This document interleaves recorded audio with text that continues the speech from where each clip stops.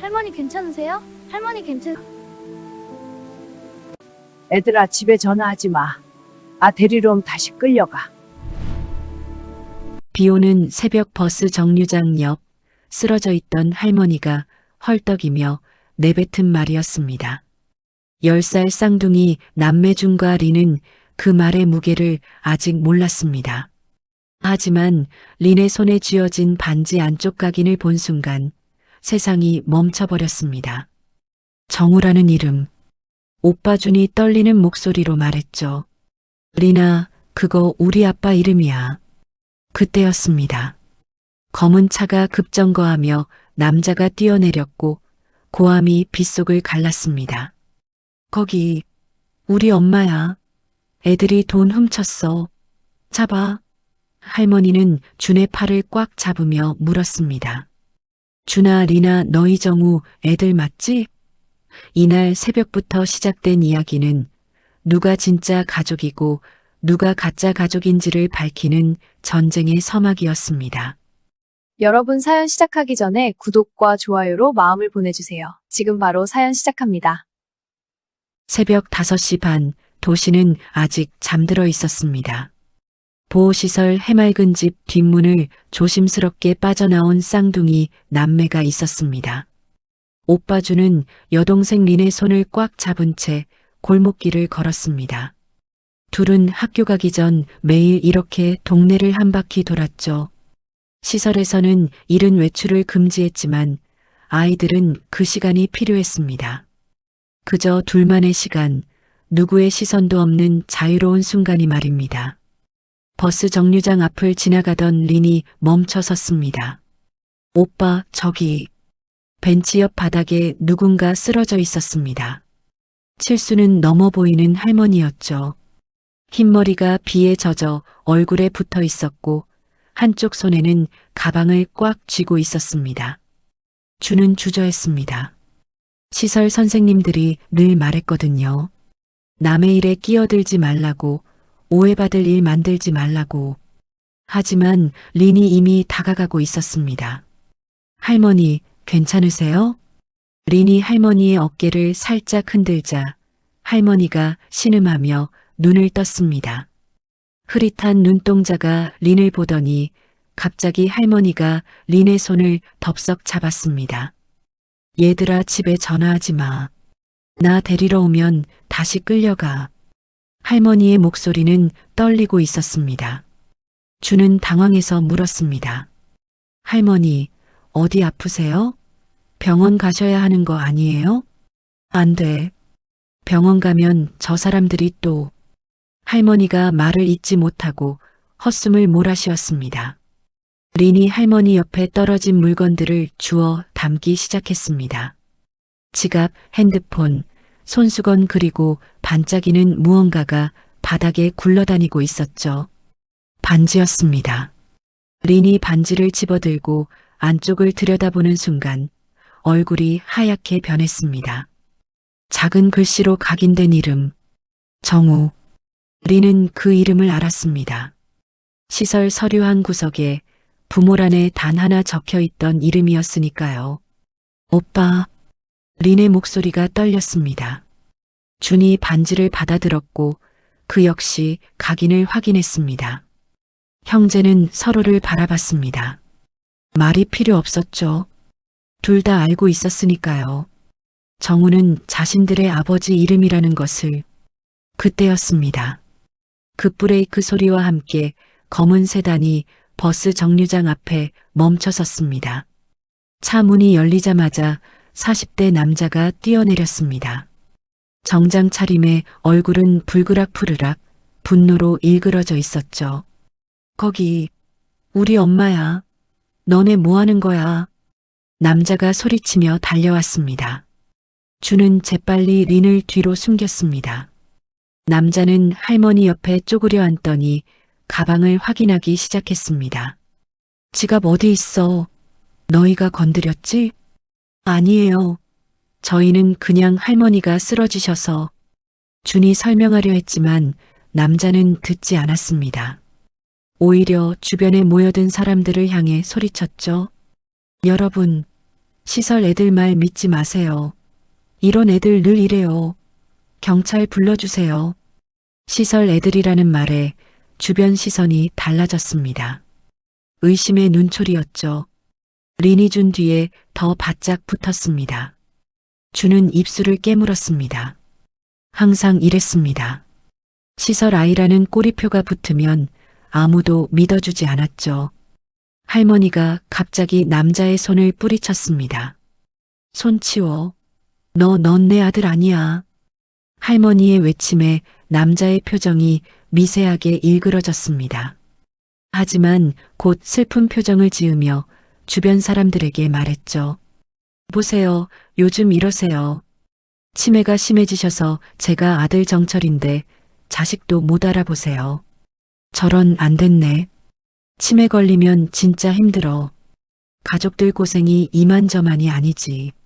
사람들이 동정 어린 눈빛으로 정철을 바라봤습니다. 반면 쌍둥이를 보는 시선은 차갑기만 했죠. 주는 직감했습니다. 여기 있으면 안 되겠다고. 리나 가자. 어디가? 경찰 올 때까지 기다려. 정철이 소리쳤지만 주는 이미 할머니를 부축해가고 있었습니다. 린이 할머니 가방을 챙기는 동안 주는 골목 쪽으로 몸을 돌렸죠. 잡아요. 저 애들 도망가요. 정철의 목소리가 뒤에서 들렸지만 쌍둥이는 멈추지 않았습니다. 골목은 미로처럼 복잡했고 둘은 그 길을 잘 알았습니다. 매일 아침 걸었던 길이었으니까요. 편의점 뒤쪽 좁은 공간까지 달려온 쌍둥이는 숨을 헐떡였습니다. 준이 할머니를 조심스럽게 내려놓자 할머니가 이를 악물고 말했습니다. 저 사람 내 아들 아니야. 내 재산만 노리는 놈이야. 할머니의 목소리에는 분노와 두려움이 뒤섞여 있었습니다. 준과 리는 서로를 바라봤습니다. 무슨 일인지 정확히는 몰랐지만 한 가지는 확실했습니다. 이 할머니는 자신의 아들에게서 도망치고 있다는 것이. 편의점 뒤 좁은 공간은 아침 햇살이 들지 않는 음지였습니다. 할머니 오명숙은 등을 벽에 기댄 채 천천히 숨을 고르고 있었습니다. 창백한 얼굴에 식은땀이 흘렀지만 눈빛만은 또렷했죠. 주는 할머니를 보며 생각했습니다. 이 사람은 정신이 온전하다고. 치매 환자가 아니라는 것을요. 할머니의 핸드폰이 울렸습니다. 알림이 여러 개 떠 있었습니다. 후견 신청 접수 완료, 진단서 제출 확인, 법원 신문 일정 안내. 할머니가 핸드폰을 보다가 씁쓸하게 웃었습니다. 나 멀쩡한데. 할머니가 중얼거렸습니다. 린이 물었죠. 할머니, 후견이 뭐예요? 나같이 판단력 없는 사람한테 법적 보호자를 붙이는 거야. 근데 나 멀쩡해. 할머니가 핸드폰을 쌍둥이에게 보여줬습니다. 진단서 내용이 보였죠. 인지기능 저하 소견, 일상생활 수행 능력 감퇴, 후견인 필요. 준이 고개를 가로저었습니다. 이상해요. 할머니 정신 멀쩡하신데요. 그치? 근데 병원에선 달랐어. 나를 데려가서 이상한 질문들만 했거든. 할머니가 설명하기 시작했습니다. 일주일 전 일이었다고 했습니다. 정철과 정미 남매가 갑자기 찾아와서는 검진 받으러 가자고 했죠. 건강검진이라고 했는데 막상 도착한 곳은 정신건강의학과였습니다. 의사가 물어봤어. 오늘이 며칠이죠? 대통령이 누구죠? 나는 다 대답했지. 근데 계속 확실하세요? 가물가물하시죠? 이렇게 몰아가더라고. 할머니의 목소리에 분노가 섞여 있었습니다. 의사는 할머니가 확신을 갖지 못한다며 기억력 저하 소견을 적었다고 했습니다. 옆에 있던 정철과 정미가 거들었죠.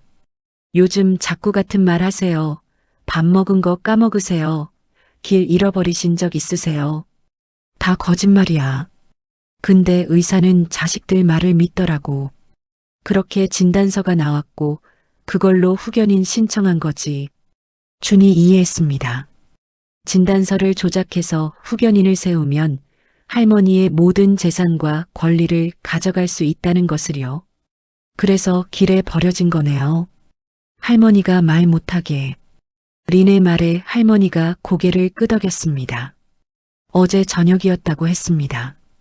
정철이 갑자기 드라이브 가자며 차에 태웠죠. 한참을 달리더니 낯선 동네 버스 정류장 앞에 세웠습니다. 그리고 말했답니다. 잠깐 볼 일 있어요. 여기서 기다리세요. 하지만 돌아오지 않았죠. 밤새 기다렸어. 추웠지. 비도 왔고. 근데 전화도 안 받더라. 할머니의 눈시울이 붉어졌습니다. 새벽에 기력이 떨어져 쓰러졌고 그때 쌍둥이를 만난 것이었습니다.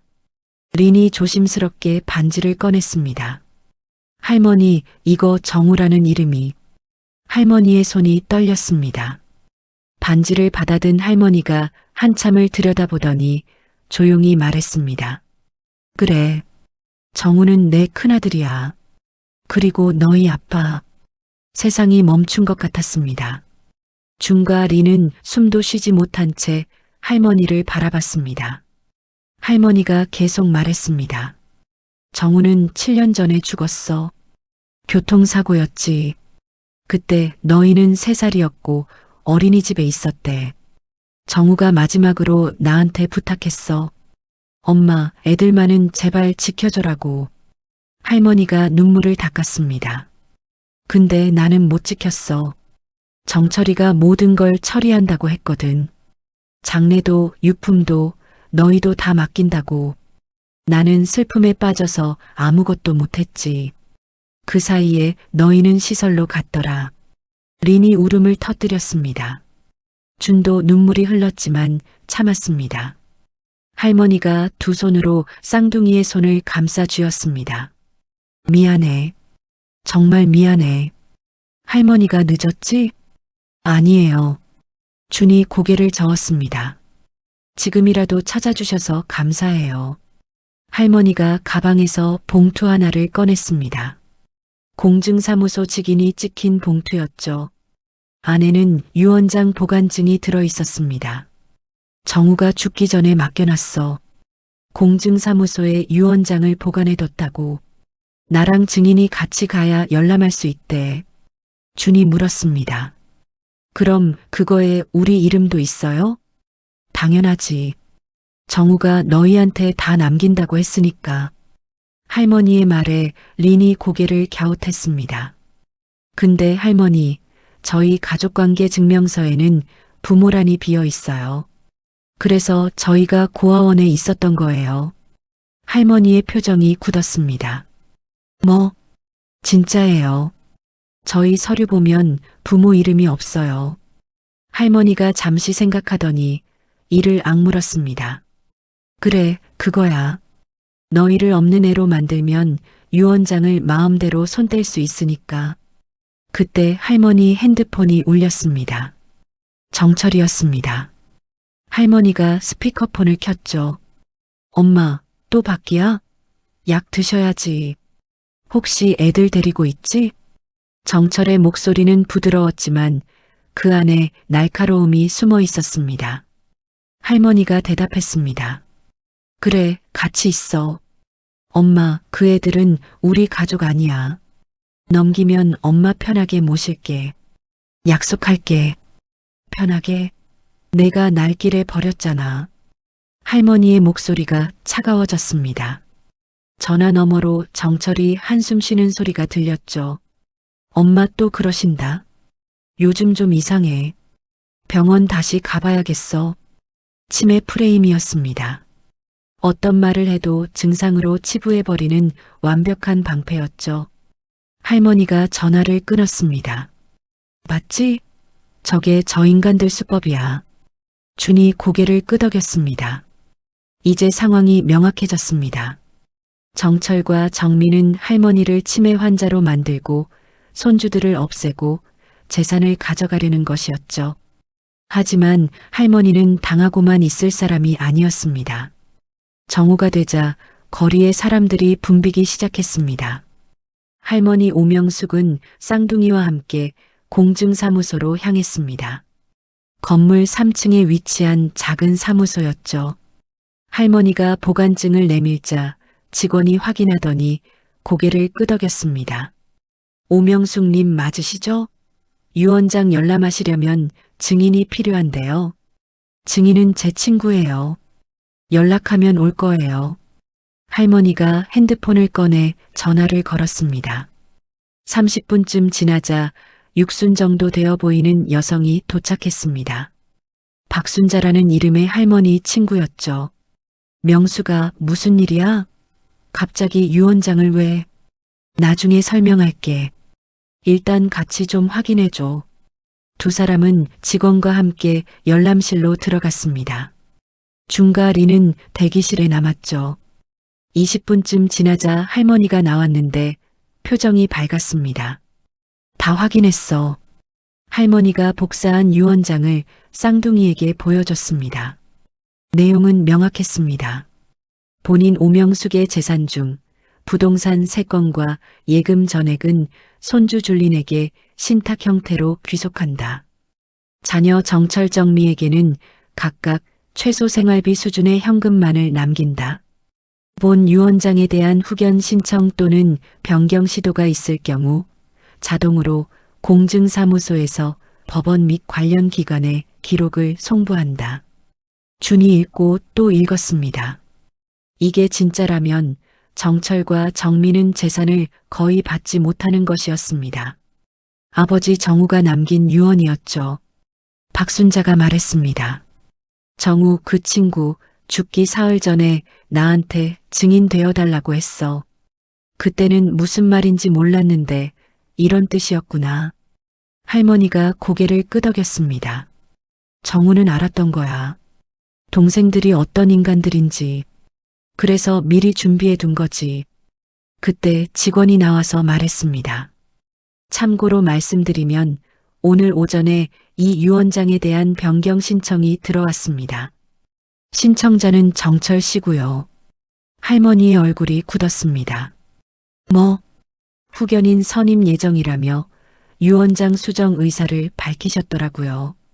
다만 본인 직접 방문과 증인 동석이 필요해서 아직 진행은 안 됐습니다. 할머니가 이를 악물었습니다.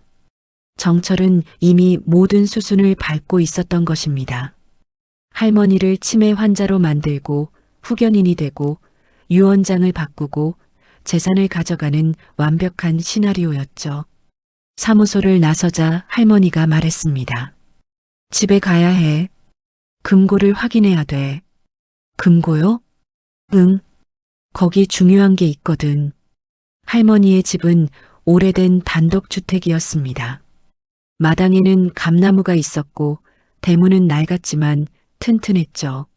할머니가 열쇠로 문을 열려고 하는데 문이 이미 열려 있었습니다. 이상한데. 할머니가 조심스럽게 안으로 들어갔습니다. 거실은 어질러져 있었습니다. 서랍은 열려 있었고 책장의 책들은 바닥에 널려 있었죠. 누군가 무언가를 찾은 흔적이 역력했습니다. 할머니가 안방으로 뛰어들어가더니 옷장을 열었습니다. 옷장 뒤쪽 벽에 작은 금고가 있었는데 금고 문이 열려 있었습니다. 텅 비어 있었죠. 인감도장 통장 다 없어? 할머니가 주저앉았습니다. 준이 급히 다가갔습니다. 할머니, 놈들이 이미 가져갔어. 내가 길에서 쓰러져 있는 동안. 그때 현관문이 열리는 소리가 들렸습니다. 발소리가 점점 가까워졌죠. 할머니가 긴장한 표정으로 문을 바라봤습니다. 30대 후반의 여성이 나타났습니다. 정철과 닮은 얼굴, 하지만 더 날카로운 인상이었죠. 정미였습니다. 엄마, 어디 갔다 오셨어요? 걱정했잖아요. 정미가 울먹이는 척하며 다가왔습니다. 하지만 눈은 차갑게 쌍둥이를 훑고 있었죠. 또 남의 애들 데리고 왜 이래요? 정미가 린의 팔을 잡아당기려 하자 할머니가 정미의 손목을 낚아챘습니다. 힘이 상당했습니다. 정미가 깜짝 놀라 뒤로 물러섰죠. 손 떼면 너 오늘 끝이야. 할머니의 목소리는 낮지만 또렷했습니다. 정미의 얼굴에 당황한 기색이 스쳤습니다. 엄마가 무슨, 너희가 나버린 거 증거 남겨뒀다. CCTV, 통화 기록, 위치 추적 다 있어. 함부로 굴지 마. 할머니의 말에 정미의 표정이 굳었습니다.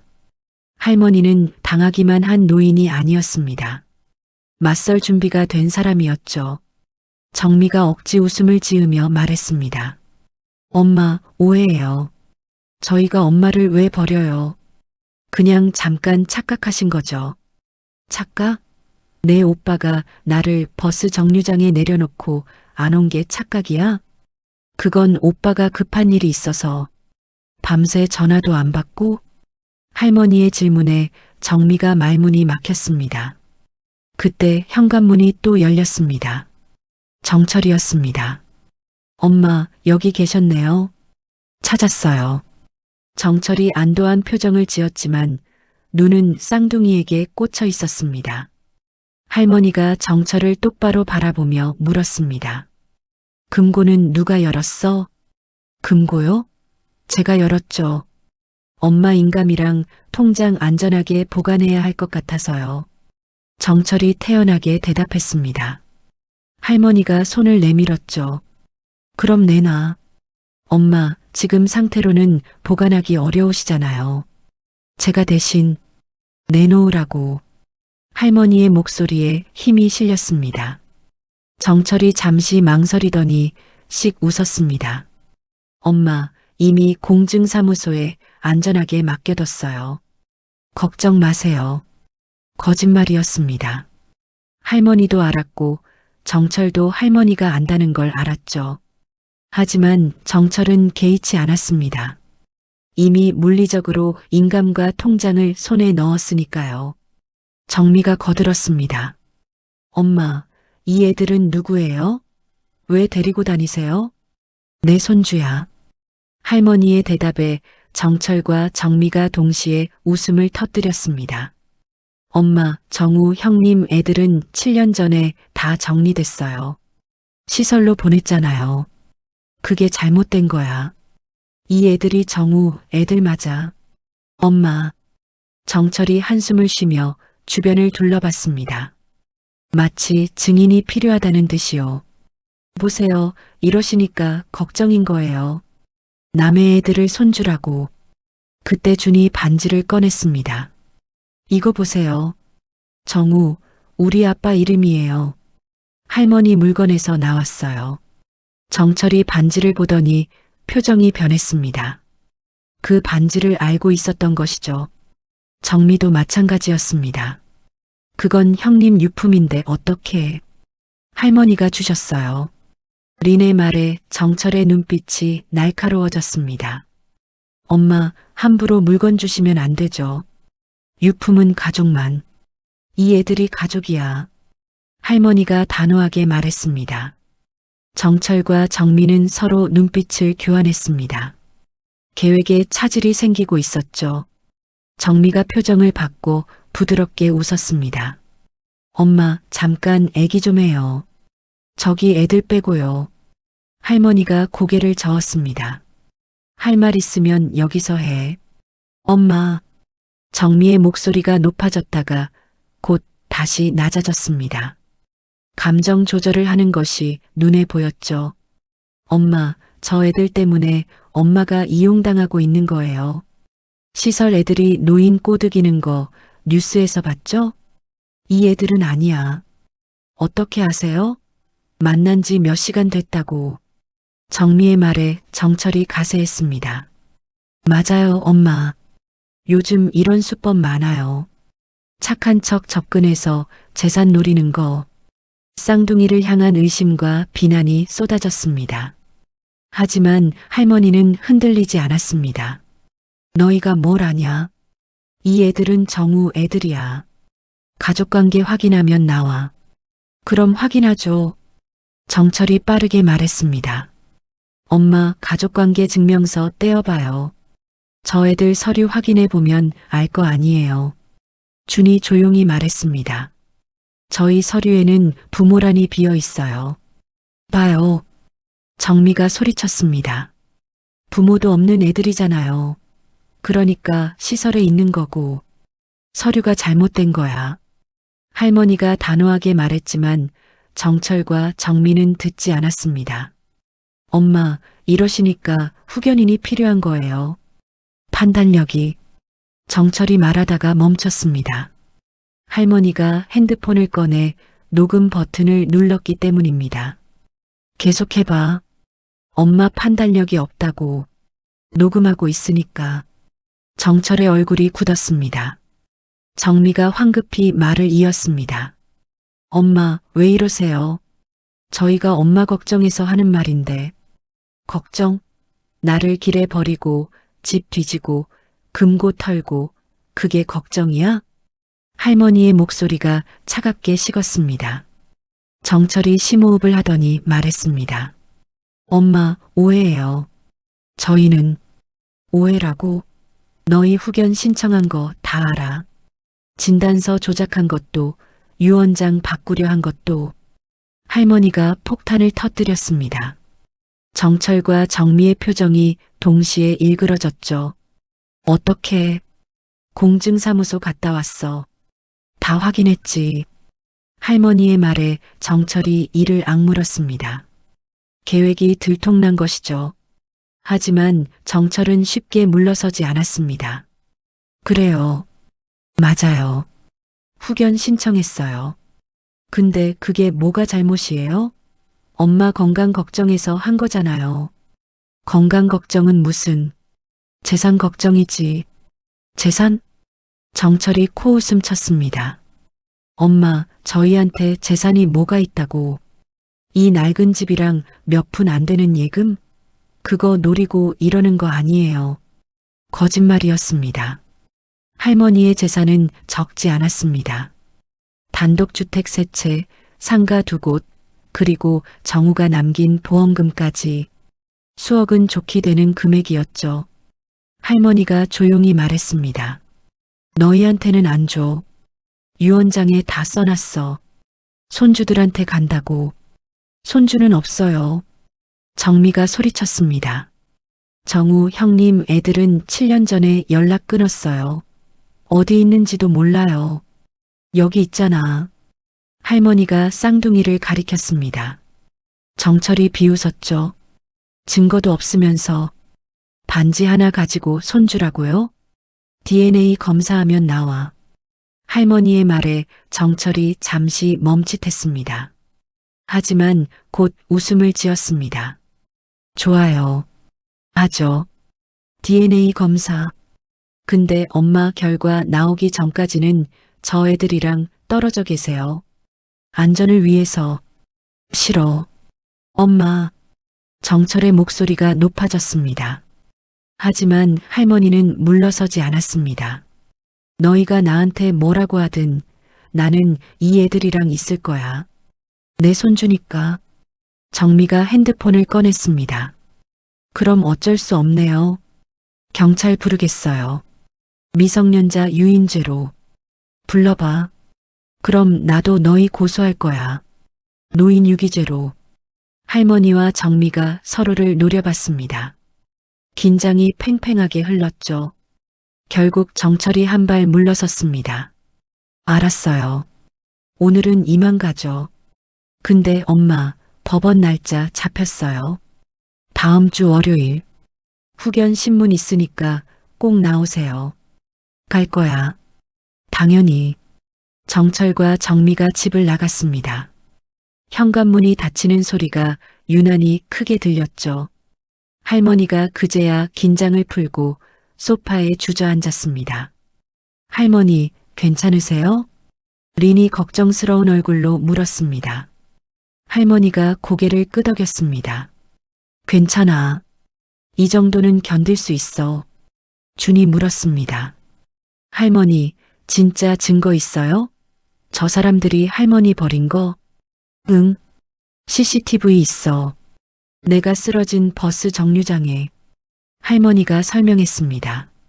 그 버스 정류장에는 보안 카메라가 있었고 정철이 할머니를 내려놓고 떠나는 장면이 찍혔을 거라고 했습니다. 그리고 핸드폰 위치 기록도 있었죠. 정철이 할머니를 그곳에 두고 집으로 돌아간 기록이요. 근데 그것만으론 부족해. 법적으로 확실하게 막으려면 더 많은 증거가 필요해. 할머니가 한숨을 쉬었습니다. 준이 생각에 잠겼습니다. 이 싸움은 단순하지 않았습니다. 감정의 문제가 아니라 법과 서류의 문제였으니까요. 다음 날부터 정철과 정미의 공격이 본격화되었습니다. 첫 번째는 병원에서 시작되었습니다. 정철은 또 다른 정신건강의학과를 찾아가 할머니의 증상을 설명했습니다. 없는 손주를 있다고 주장한다. 시설 아이들을 데리고 다닌다. 가족을 못 알아본다. 의사는 정철의 말을 듣고 추가 진단이 필요하다는 소견을 냈습니다. 두 번째는 서류였습니다. 정철은 할머니의 인감도장을 이용해 각종 서류를 작성하기 시작했습니다. 부동산 임대차 계약서의 임대료 입금 계좌를 자신의 계좌로 변경하고 예금, 인출을 위한 위임장을 만들었죠. 물론 할머니 몰래였습니다. 세 번째는 여론이었습니다. 정미는 동네 커뮤니티와 카톡 단체방에 글을 올리기 시작했습니다. 저희 어머니가 요즘 치매 증상이 심해지셔서 시설 아이들을 손주라고 믿고 계세요. 혹시 어머니 보시면 연락 주세요. 가족들 걱정이 이만저만이 아닙니다. 글에는 할머니 사진까지 첨부되어 있었습니다. 댓글이 달리기 시작했죠. 어머, 안 됐네요. 치매 걸리면 진짜 힘들어요. 요즘 노인들 노리는 사기꾼들 많대요. 조심하세요. 효자 효녀시네요. 부모님 잘 모시세요. 여론은 정철과 정미 편이었습니다. 그들은 걱정하는 자식이었고 할머니는 안타까운 치매 환자였으며 쌍둥이는 노인을 이용하는 의심스러운 아이들이었죠. 할머니와 쌍둥이가 동네 마트에 갔을 때였습니다. 사람들의 시선이 따가웠습니다. 수군거리는 소리도 들렸죠. 저 애들이 그 시설 애들인가 봐. 할머니 재산 노리는 거 아니에요? 불쌍하네 할머니. 자식들 고생이 이만저만이 아니겠어. 린의 얼굴이 창백해졌습니다. 주는 린의 손을 꽉 잡았습니다. 할머니는 당당하게 물건을 샀지만 계산할 때 점원의 태도가 싸늘했습니다. 집으로 돌아온 할머니가 소파에 앉으며 말했습니다. 이게 저 인간들 전략이야. 사람들 여론을 자기네 편으로 만드는 거지. 준이 고개를 끄덕였습니다. 저 사람들 목표는 뻔해요. 우릴 떼어내서 손주 없음으로 만들고 유언장 바꾸는 거예요. 맞는 말이었습니다. 만약 쌍둥이와 할머니의 관계가 부정되면 유언장의 손주에게 재산 귀속 조항은 무효가 됩니다. 그러면 자동으로 법정 상속인인 정철과 정미에게 재산이 돌아가게 되죠.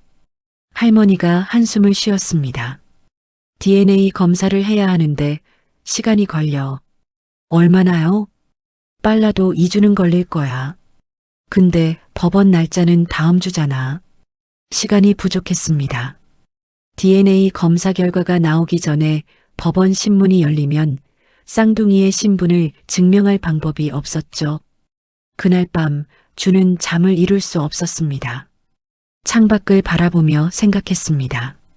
어떻게 하면 할머니를 도울 수 있을까? 어떻게 하면 정철과 정미를 막을 수 있을까? 그때 할머니 방에서 불빛이 새어나왔습니다. 할머니도 잠을 못 자는 것 같았죠. 준이 조심스럽게 문을 두드렸습니다. 할머니, 안 주무세요? 준아. 들어와. 할머니는 책상 앞에 앉아 무언가를 쓰고 있었습니다. 메모장에 빼곡하게 적힌 글씨들이 보였죠. 뭐 하세요? 증거를 정리하고 있어. 법원에 제출할 거야. 할머니의 메모에는 날짜별로 사건이 정리되어 있었습니다. 정철이 병원에 데려간 날, 진단서가 나온 날, 버스 정류장에 버려진 날, 금고가 털린 날 모든 것이 시간 순서대로 기록되어 있었죠. 할머니는 정말 대단하세요. 준의 말에 할머니가 쓴웃음을 지었습니다. 대단한 게 아니야. 그냥 살아남으려고 발버둥 치는 거지. 우리도 도와드릴게요. 뭐든지 할게요. 할머니가 준의 머리를 쓰다듬었습니다. 고마워, 준아. 너희가 있어서 할머니가 힘이 나. 그날 밤 세 사람은 함께 증거를 정리했습니다. 통화 기록, 문자 메시지, 위치 추적 기록, 계좌 이체 내역 할머니가 모아둔 자료는 생각보다 많았습니다. 하지만 여전히 부족했습니다. 결정적인 증거가 필요했죠. 쌍둥이가 진짜 손주라는 확실한 증명이요. 다음 주 월요일 공증사무소에서 유언장 정식 열람이 진행되었습니다. 법원 신문전에 할머니가 요청한 절차였습니다. 정철과 정미도 참석했죠. 공증 직원이 유언장을 낭독했습니다. 유언자 오명숙은 본인의 의사로 다음과 같이 유언합니다. 첫째, 서울시 소재의 단독주택 세 건은 손주준과 린에게 신탁 형태로 귀속한다. 둘째, 예금 전액 역시 손주준과 린에게 신탁한다. 셋째, 자녀 정철과 정미에게는 생활비 명목으로 1천만 원만 지급한다. 넷째, 본 유언에 대한 이해 제기 또는 후견 신청 시 즉시 관련 기록을 법원에 통보한다. 직원이 낭독을 마치자 정철이 책상을 탁 쳤습니다. 이게 말이 돼요? 자식한테 1,000만 원? 그것도 나눠서? 유언자의 의사입니다. 직원이 담담하게 답했습니다.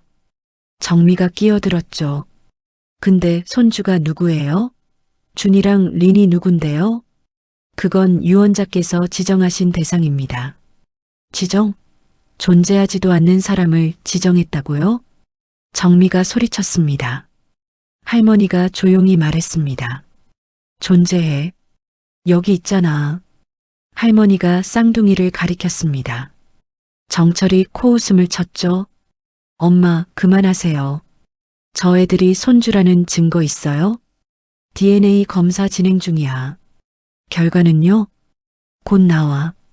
곧이 언제예요? 오늘? 내일? 정철이 다그쳤습니다. 할머니가 입을 다물었습니다. 정철은 그 침묵을 승리로 받아들였죠.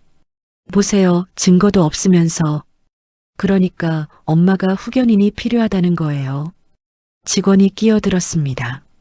참고로 말씀드리면 금일 오전에 이 유언장에 대한 변경 신청이 정식으로 접수되었습니다. 신청자는 정철 씨이십니다. 할머니의 표정이 굳었습니다. 내가 허락한 적 없어. 후견인 자격으로 신청하셨습니다. 후견인은 아직 확정 안 됐어. 할머니가 소리쳤지만 직원은 어쩔 수 없다는 표정이었습니다. 법원 결정이 나면 확정됩니다. 그 전까지는 신청 상태로 유지됩니다. 정철이 여유로운 표정으로 말했습니다. 엄마, 어떡해요. 법적으로 제가 자식이고 저 애들은 아무것도 아니에요. 정철의 말에 할머니가 이를 악물었습니다. 하지만 반박할 수 없었습니다. 법적으로는 정철 말이 맞았으니까요. 회의가 끝나고 밖으로 나왔을 때 정미가 할머니에게 다가왔습니다. 엄마, 아직 늦지 않았어요. 저 애들 그냥 보내고 우리끼리 살아요. 예전처럼. 예전? 너희가 날 버리기 전 말이야? 할머니의 차가운 말에 정미의 얼굴이 굳었습니다. 엄마, 왜 그렇게 나오세요? 우리가 언제? 다 알아. 너희가 뭘 하려는지. 할머니가 돌아서려는 순간 정철이 막아섰습니다. 엄마, 집 금고 말인데요. 인감이랑 통장은 제가 안전하게 보관하고 있으니까 걱정 마세요. 누가 부탁했어? 엄마 상태로는 관리 못 하시잖아요. 정철의 말투에는 확신이 가득했습니다. 이미 물리적으로 모든 것을 장악했다는 자신감이었죠. 할머니는 아무 말하지 않고 쌍둥이와 함께 자리를 떠났습니다. 뒤에서 정철과 정미의 웃음소리가 들렸습니다. 승리를 확신한 웃음이었죠. 택시 안에서 할머니가 한숨을 쉬었습니다. 금고는 이미 털렸고 인감도 빼앗겼어. 법적으로 막을 방법이 없어. 준이 조심스럽게 물었습니다. 할머니, 그럼 어떻게 해요? 모르겠어. 진짜 모르겠어. 할머니의 목소리에 처음으로 절망이 섞여 있었습니다. 언제나 강했던 할머니가 무너지기 시작하는 것 같았죠. 하지만 린이 말했습니다. 할머니, 아직 법원 있잖아요. 거기서 진실을 말하면 돼요. 애야, 법원은 증거를 봐. 진실이 아니라.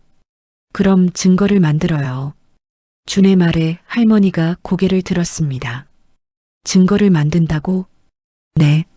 CCTV 영상 확보하고 통화 기록 정리하고 계좌 변경 내역 추적하고 할머니가 메모한 거 다 증거로 만들어요.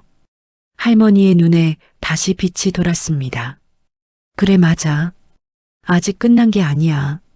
세 사람은 다시 집으로 돌아와 계획을 세우기 시작했습니다. 하지만 그들은 몰랐습니다. 정철과 정미가 이미 다음 수를 준비하고 있다는 것을요. 사흘 후 할머니는 은행에 가서 계좌 내역을 확인하려 했습니다. 하지만 창구 직원이 난처한 표정으로 말했습니다. 죄송합니다만 이 계좌는 현재 후견인의 동의가 필요한 상태입니다. 무슨 소리예요? 내 계좌인데. 후견인 신청이 접수되어서 법원 결정 전까지는 거래가 제한됩니다. 할머니가 어이없다는 표정을 지었습니다. 정철이 후견 신청을 한 순간부터 할머니의 계좌는 사실상 동결된 것이었죠. 그럼 내 돈인데 내가 못 쓴다는 거예요? 법적 절차상 그렇습니다. 양해 부탁드립니다. 할머니는 은행을 나서며 분노를 삼켰습니다.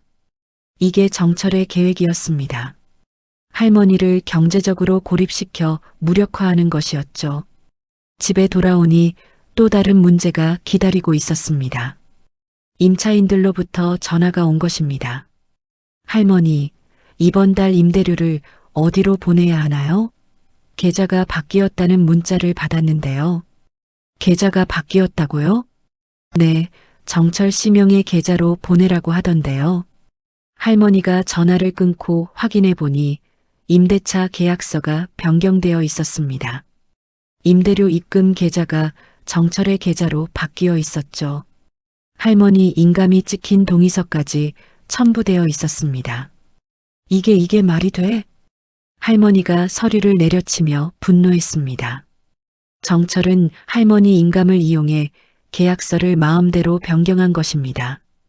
이제 임대료는 할머니가 아니라 정철에게 들어가게 되었죠.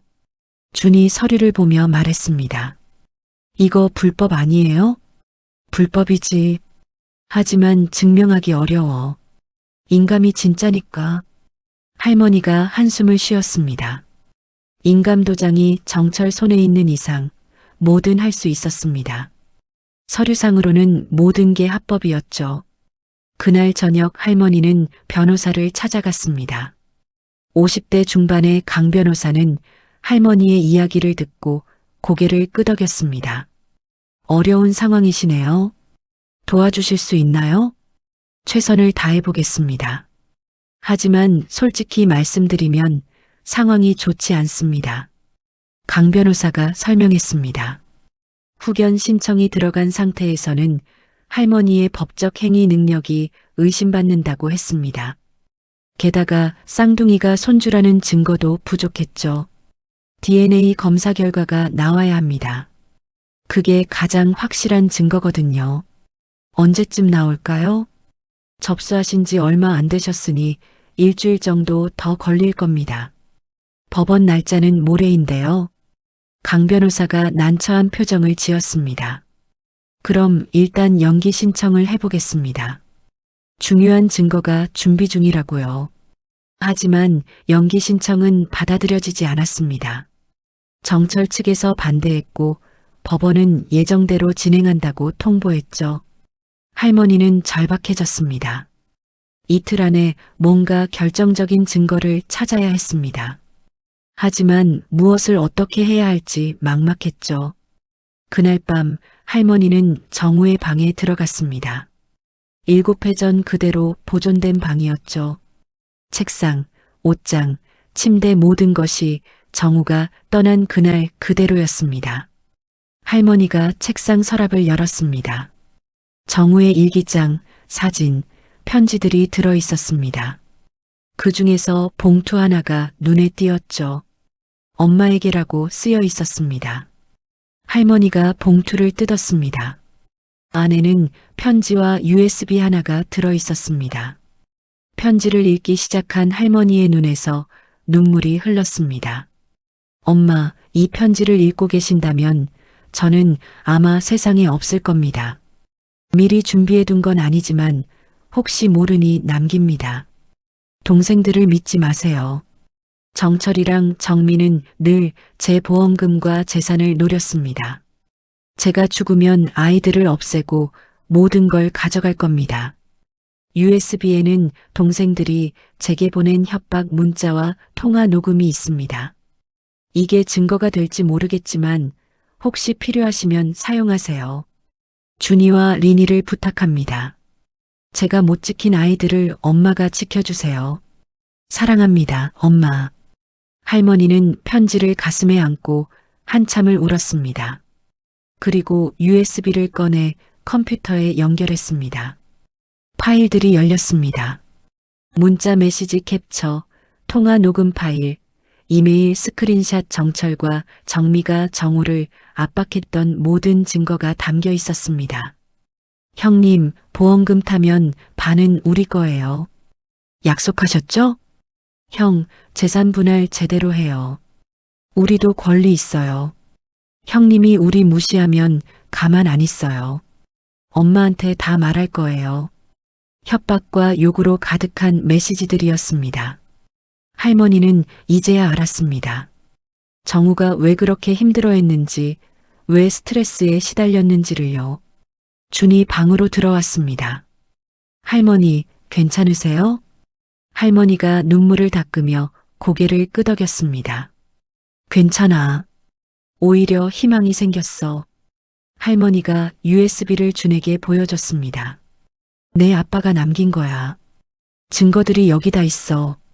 준의 눈이 커졌습니다. 이제야 반격할 무기가 생긴 것이었습니다. 하지만 할머니와 준은 몰랐습니다. 정철과 정미가 마지막 폭탄을 준비하고 있다는 것을요. 일주일 후 법원 신문실. 판사 앞에 할머니 오명숙, 정철, 정미, 그리고 쌍둥이가 앉아 있었습니다. 방청석에는 몇몇 관계자들이 자리했죠. 긴장감이 감돌았습니다.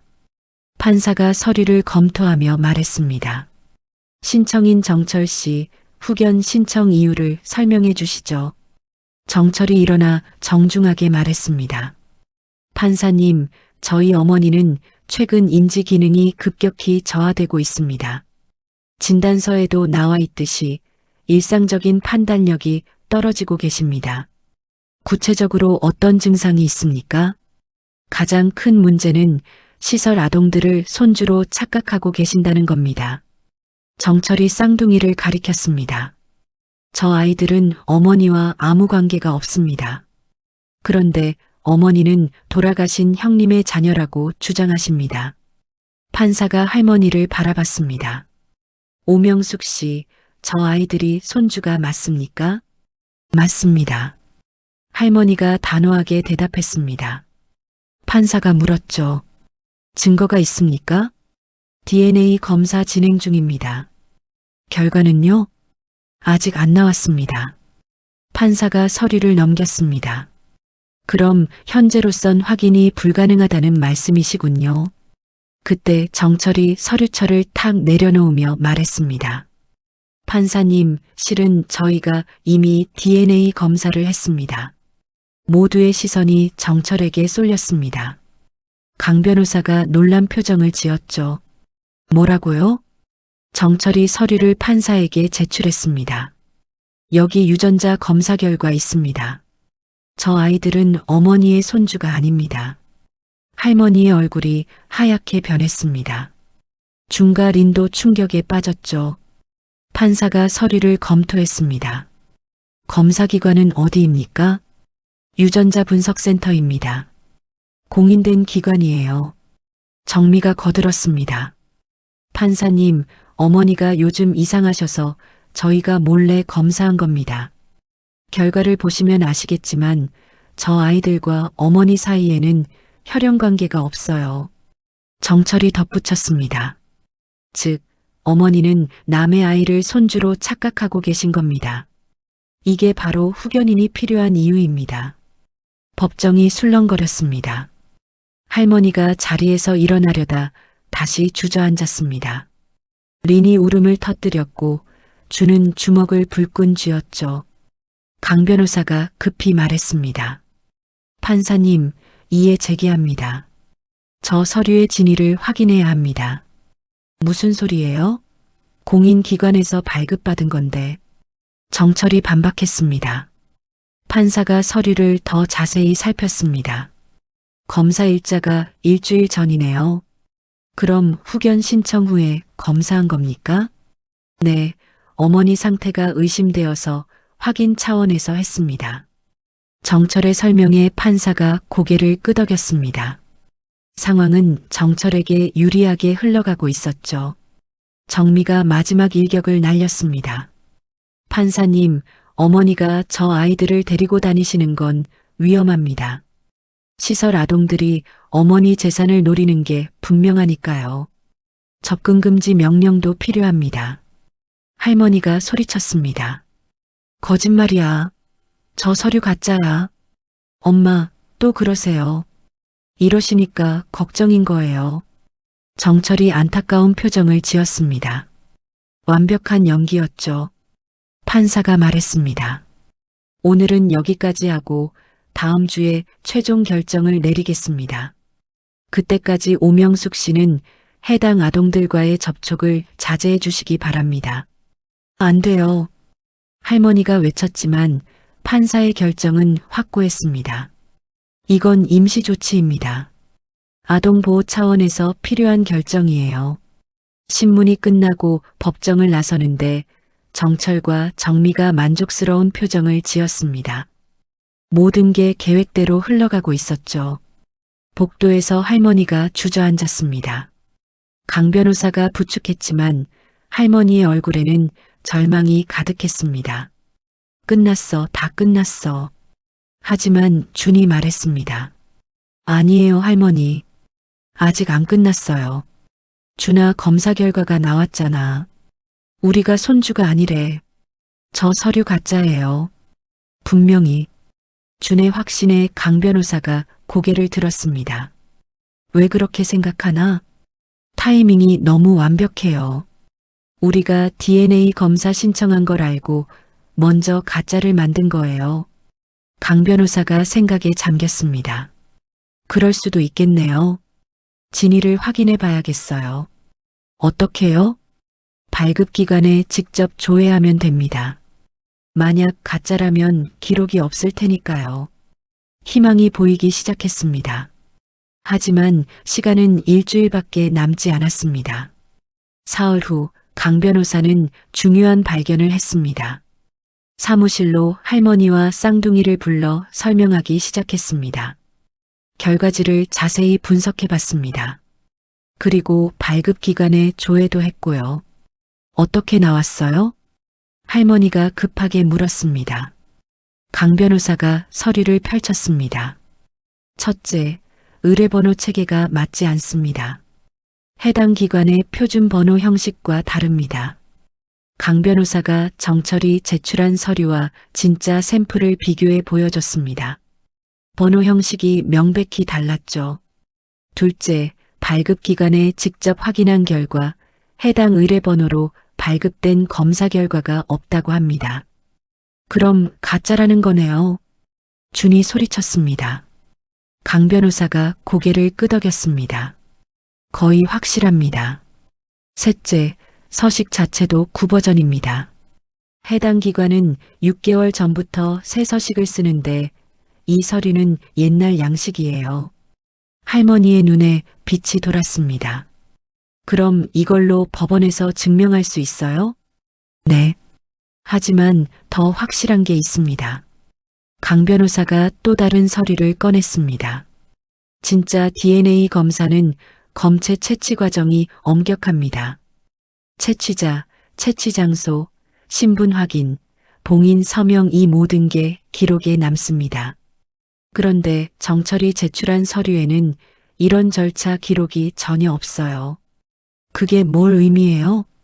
검체를 제대로 채취하지 않았다는 뜻입니다. 즉, 검사 자체가 이루어지지 않았을 가능성이 높습니다. 린이 물었습니다. 그럼 어떻게 결과지를 만든 거예요? 조작한 거죠. 인터넷에서 서식 구해서 적당히 채워 넣으면 됩니다. 강 변호사의 설명에 모두가 분노했습니다. 정철과 정민은 서류를 위조해서까지 할머니를 속이려 한 것이었습니다. 이제 어떻게 하면 돼요? 할머니가 물었습니다. 강 변호사가 계획을 설명했습니다. 다음 주 최종 신문에서 이 모든 걸 밝히겠습니다. 그리고 법원 지정 기관에서 재검사를 요청하겠습니다. 재검사요? 네. 법원이 직접 지정한 기관에서 검체 채취부터 결과까지 모든 과정을 감독하는 겁니다. 그러면 조작이 불가능합니다. 준이 고개를 끄덕였습니다. 그럼 우리가 진짜 손주라는 게 증명되는 거네요. 맞습니다. 그런데 강 변호사가 잠시 머뭇거렸습니다. 그런데 뭐예요? 정철과 정미를 완전히 무너뜨리려면 증거가 더 필요합니다. 허위 서류 제출만으로는 부족할 수 있어요. 할머니가 USB를 꺼냈습니다. 이게 있어요. 정우가 남긴 거예요. 강 변호사가 USB를 받아 컴퓨터에 연결했습니다. 파일들을 확인하더니 눈이 커졌습니다. 이건 대단한데요. 협박 문자, 통화 녹음, 이메일까지 정철과 정미의 본성을 보여주는 증거네요. 이걸로 충분해요? 충분합니다. 아니, 충분한 정도가 아니라 결정타예요. 강 변호사가 계속 파일을 검토했습니다. 그리고 한 가지 더 필요한 게 있습니다. CCTV 영상이요. 어떤 CCTV요? 할머니를 버스 정류장에 버린 장면, 그리고 금고를 터는 장면. 이 두 개만 확보하면 완벽합니다. 준이 일어났습니다. 제가 구해올게요. 어떻게? 버스 정류장 근처 편의점이랑 할머니 집 골목 CCTV 있을 거예요. 요청하면 줄 거예요. 강 변호사가 고개를 저었습니다. 개인이 요청하면 안 줘요. 법적 절차가 필요합니다. 그럼 어떻게 해요? 제가 법원에 증거 보전 신청을 하겠습니다. 그러면 정식으로 CCTV를 확보할 수 있어요. 강 변호사는 즉시 서류 작업에 들어갔습니다. 이틀 후 법원 명령으로 CCTV 영상이 확보되었습니다. 영상을 확인한 순간 모두가 숨을 죽였습니다. 첫 번째 영상 정철이 할머니를 버스 정류장에 내려놓고 차를 타고 떠나는 장면. 할머니가 차를 향해 손을 흔들지만 정철은 뒤도 돌아보지 않습니다. 두 번째 영상 정철과 정미가 할머니 집에 들어가는 장면. 30분 후 나올 때 정철의 손에는 가방이 들려 있습니다. 명백히 금고를 터는 동안이었죠. 세 번째 영상 정철이 할머니 가방을 뒤지는 장면. 할머니가 쓰러져 있을 때 정철은 지갑이나 핸드폰이 아니라 인감통을 먼저 찾았습니다. 이거면 됩니다. 강 변호사가 확신에 찬 목소리로 말했습니다. 이제 법정에서 모든 걸 밝히겠습니다. 최종 신문일이 다가왔습니다. 최종 신문 당일 법정은 긴장감으로 가득했습니다. 판사가 자리에 앉자 정철이 먼저 발언권을 요청했습니다. 판사님, 지난번 제출한 DNA 검사 결과를 다시 한번 확인해 주시기 바랍니다. 저 아이들은 어머니의 손주가 아닙니다. 판사가 서류를 들여다보려는 순간 강 변호사가 일어섰습니다. 판사님, 해당 서류의 진위에 대해 이의를 제기합니다. 무슨 근거로요? 3가지 근거가 있습니다. 강 변호사가 준비한 자료를 제출했습니다. 첫째, 발급기관 조회 결과입니다. 유전자 분석센터에 확인한 결과 해당 의뢰번호로 발급된 검사 결과가 존재하지 않습니다. 정철의 얼굴이 굳었습니다. 강 변호사가 계속했습니다. 둘째, 서류의 의뢰번호 체계가 해당 기관의 표준 형식과 다릅니다. 그리고 서식도 9버전을 사용했습니다. 판사가 서류를 자세히 검토했습니다. 강 변호사가 마지막 일격을 날렸죠. 셋째, 진짜 DNA 검사에는 검체 채취 과정 기록이 필수입니다. 채취자 신분, 채취 장소, 봉인 서명 등이 모두 기록되어야 합니다. 그런데 이 서류에는 그런 기록이 전혀 없습니다. 판사가 정철을 바라봤습니다.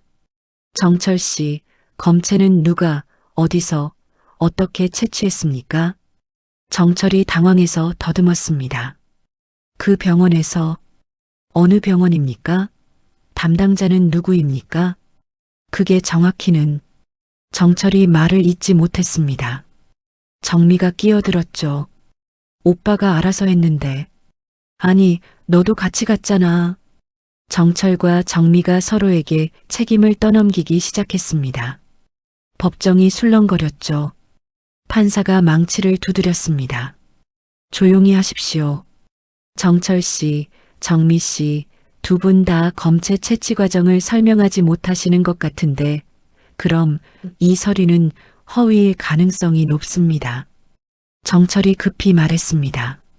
판사님, 오해이십니다. 단지 기억이 잘 안 나서. 기억이 안 난다고요? 일주일 전 일인데요? 판사의 날카로운 지적에 정철이 입을 다물었습니다. 강 변호사가 다시 발언했습니다. 판사님, 법원 지정기관에서 재검사를 요청합니다. 정식 절차에 따라 검체를 채취하고 검사하면 진실이 밝혀질 것입니다.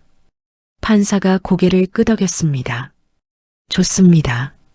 재검사를 진행하겠습니다. 판사님, 정철이 항의했지만 판사는 단호했습니다. 허위 서류를 제출한 혐의가 있습니다. 재검사는 필수입니다. 이틀 후 법원 지정기관에서 재검사가 이루어졌습니다. 검체 채취부터 결과까지 모든 과정이 감독하에 진행되었죠. 일주일 후 결과가 나왔습니다. 피검사자 오명숙과 준, 린 사이에 조성관계가 확인됨. 유전적 일치도 99.9%. 할머니는 결과지를 보며 눈물을 흘렸습니다. 준과 린도 울었습니다. 이제 법적으로도 가족이 된 것이었습니다. 하지만 강 변호사는 여기서 멈추지 않았습니다. 판사님, 추가 증거를 제출하겠습니다. 강 변호사가 USB와 CCTV 영상을 제출했습니다. 법정 스크린에 영상이 재생되었죠. 정철이 할머니를 버스 정류장에 버리는 장면. 정철과 정미가 할머니 집에서 금고를 터는 장면. 정철이 쓰러진 할머니의 가방에서 인감통을 꺼내는 장면. 그리고 USB 파일의 내용들.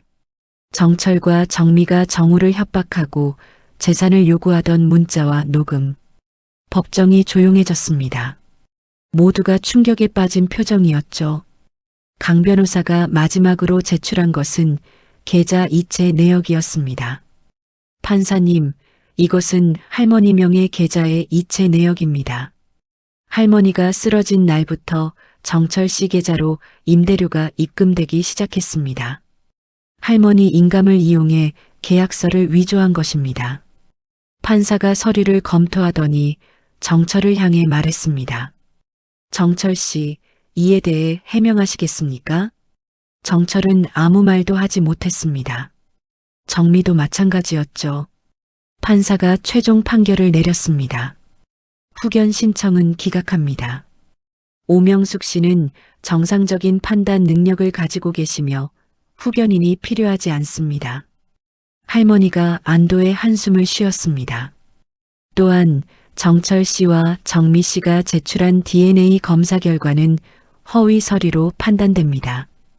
이에 대한 별도 조치를 취하겠습니다. 정철의 얼굴이 창백해졌습니다. 마지막으로 제출된 증거들을 바탕으로 노인 유기, 사문서, 위조, 재산 침탈 등의 혐의에 대해 수사 의뢰하겠습니다. 판사가 망치를 두드렸습니다. 이상으로 신문을 종결합니다. 법정 밖으로 나온 할머니는 쌍둥이를 꽉 안았습니다. 우리가 이겼어. 진짜 가족이 됐어. 준과 린도 할머니를 안았습니다. 세 사람은 한참을 그렇게 있었죠. 며칠 후 동네 여론이 완전히 뒤집혔습니다. 아니, 자식들이 엄마를 버렸다니. 손주는 진짜였고 DNA는 가짜였네. 효자 효녀인 줄 알았는데 페륜아들이었네. 정철과 정미는 더 이상 동네에 얼굴을 들고 다닐 수 없게 되었습니다. 게다가 경찰 조사까지 시작되었죠. 할머니는 공증사무소를 다시 찾았습니다. 유언장을 보완하고 싶어요. 직원이 물었습니다. 어떻게요? 손주 준과 린에게 재산을 준다는 건 그대로 유지하고요. 단 성인이 될 때까지는 신탁으로 묶어주세요.